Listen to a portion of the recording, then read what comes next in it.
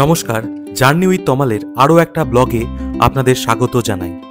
Good morning সবাইকে, একটা নতুন সকালে সবাইকে স্বাগত জানাই। হোমস্টে থেকে এরকম সূর্যে ওঠার যে মনোরম দৃশ্য আমরা দেখতে পাচ্ছি। হোমস্টের যে দাদারা আছেন তারা গরমা গরম চা দিয়ে গেছেন, সেই চাটা আমরা এখন খাবো। তারপর এখান থেকে আমরা বেরিয়ে যাব।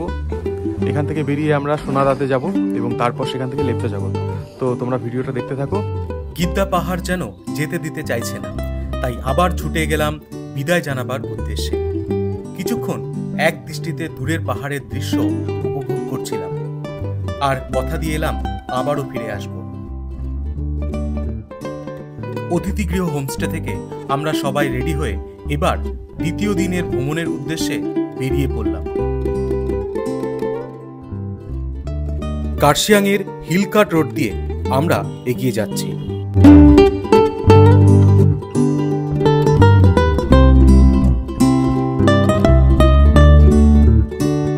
প্রচণ্ড ঠান্ডা, এখানে বিভৎস ঠান্ডা। আমরা এবার এখান থেকে আমরা আস্তে আস্তে ধীরে ধীরে উঠছি সরু রাস্তা, আর চারিধারে মেঘ। তোমাদের একটু দেখাই, দেখো।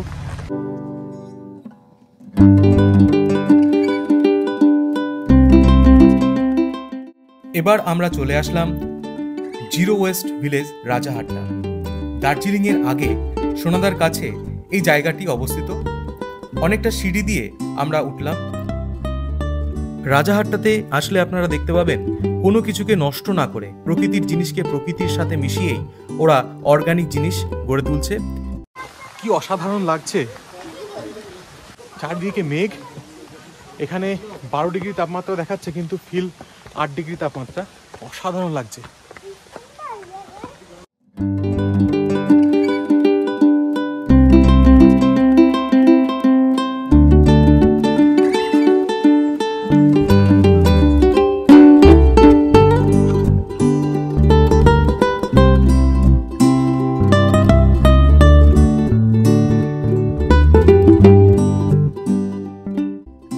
সময়ের অভাবে আমরা বেশি দূর যেতে পারলাম না। জায়গা অসাধারণ তো নয়?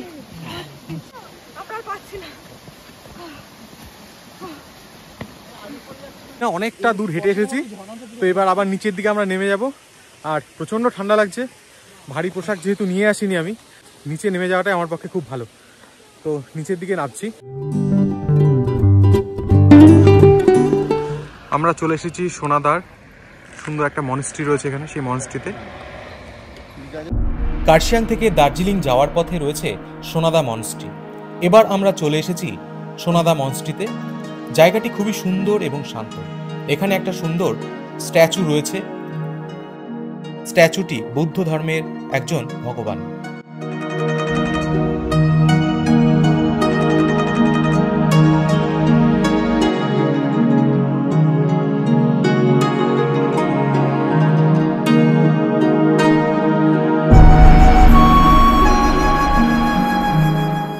উপরে রয়েছে বড় মন্দিরটি। আপনি এখানে এসে ছবি ভিডিও তুলতে পারেন।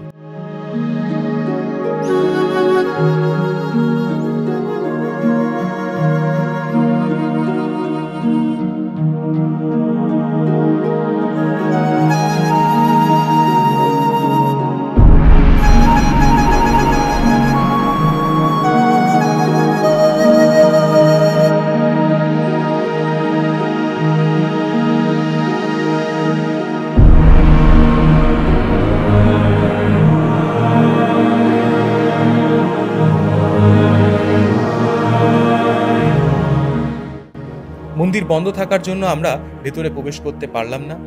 কিছুক্ষণের মধ্যে অঞ্চলটিতে মেঘে ছেয়ে গেল এবং আবহাওয়াও আস্তে আস্তে শীতল হতে লাগলো। বেশ অসাধারণ জায়গা, এখানে এসে ভালোই লাগলো আমাদের।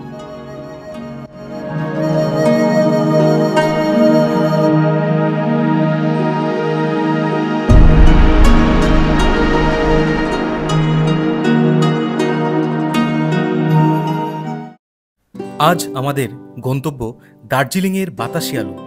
বাতাসিয়া লুপ হিলকাট রোডে অবস্থিত একটি অন্যতম পর্যটন কেন্দ্র। এখান থেকে দার্জিলিংয়ের দূরত্ব মাত্র 5 কিলোমিটার। গাড়িতে যেতে সময় লাগে মাত্র 20 মিনিট। আমরা চলে এসেছি বাতাসিয়া লুপে।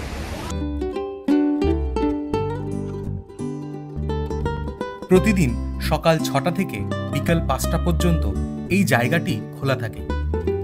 এখানে জনপ্রতি প্রবেশ মূল্য 50 টাকা।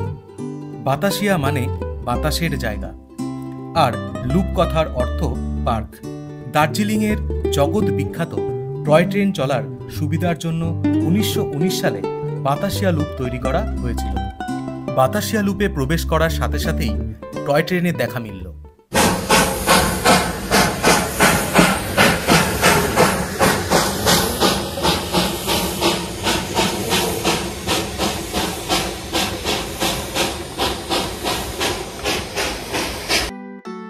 বাতাসিয়া লুপের কেন্দ্রস্থলে আছে ওয়ার মেমোরিয়াল।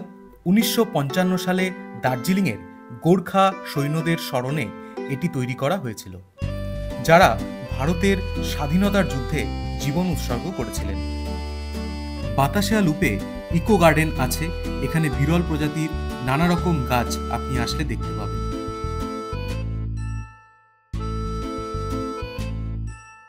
এখানে বিভিন্ন পণ্যের দোকান আছে।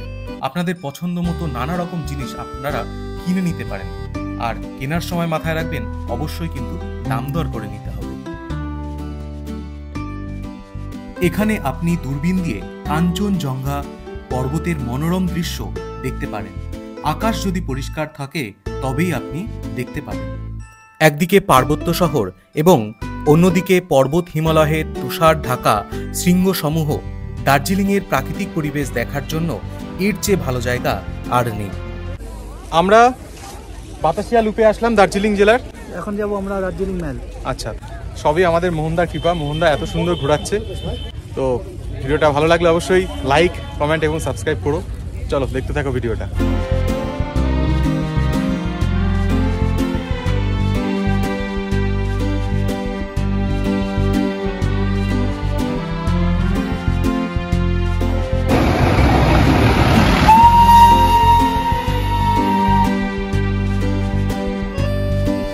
টয় ট্রেনের জন্য একটা আলাদা সৌন্দর্য রয়েছে দার্জিলিং শহরে।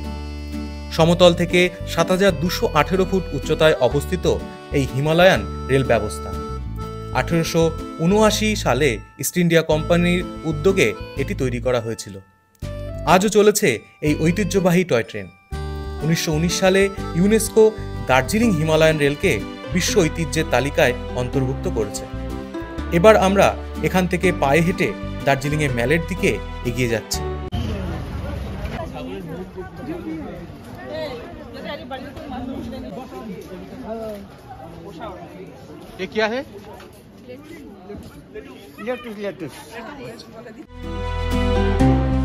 আমরা দার্জিলিংয়ের ম্যাল অঞ্চল এবং পায়ে হেঁটে দার্জিলিংয়ে কিছুটা জায়গা ঘুরে দেখার জন্য এগিয়ে চললাম। যেতে যেতে আমাদের পথে পড়ল দার্জিলিংয়ের বিখ্যাত সেই পোস্ট অফিসটা, এবং সেটাও আমাদের ভিডিওর মাধ্যমে তুলে ধরলাম। পায়ে হেঁটে দার্জিলিংয়ের ম্যালের দিকে এগিয়ে যাচ্ছে।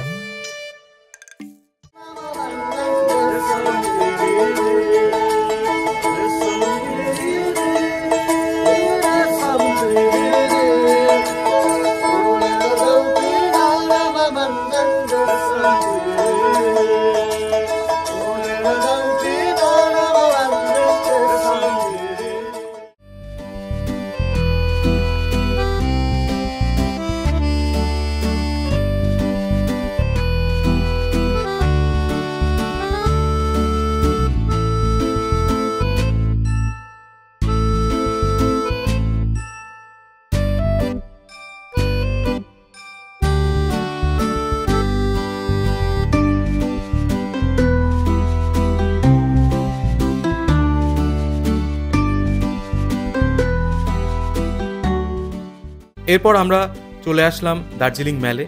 দার্জিলিং ম্যাল সদা ব্যস্ত একটা জায়গা, সবসময় মানুষের আনাগোনা লেগেই চলেছে।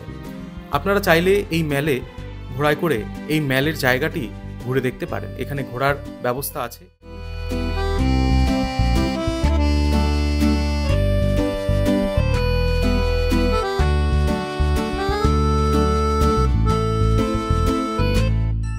দার্জিলিংয়ে হঠাৎই চলে আসলাম প্ল্যান ছাড়া, আমাদের ট্যুরের মধ্যে এটা ছিল না। দার্জিলিং ঘুরলাম, ম্যালের এই চারিপাশটা ঘুরে দেখলাম, ম্যাল মার্কেটটাও একটু ঘুরলাম, তারপরে কিছু কেনাকাটা করেছি বাড়ির জন্য। তো এবার এখান থেকে আমরা চলে যাব লেপচা জগতে, আমাদের যে হোমস্টে আছে সেখানে চলে যাব, তারপর ওখানে একদিন স্টে করবো। এবার ওখান থেকে আমরা লেপচা জগৎটা ঘুরে দেখবো এবং তোমাদের দেখাবো। চলো ভিডিওটা আজকে আমরা এবার এখান থেকে আমরা যাব আমাদের হোমস্টে লেপচা জগৎ। আজকের ভিডিওটি এখানেই শেষ করলাম, দেখা হচ্ছে অন্য পর্বে। আর ভিডিওটি ভালো লাগলে অবশ্যই আপনাদের মূল্যবান বক্তব্য কমেন্টের মাধ্যমে জানাবেন।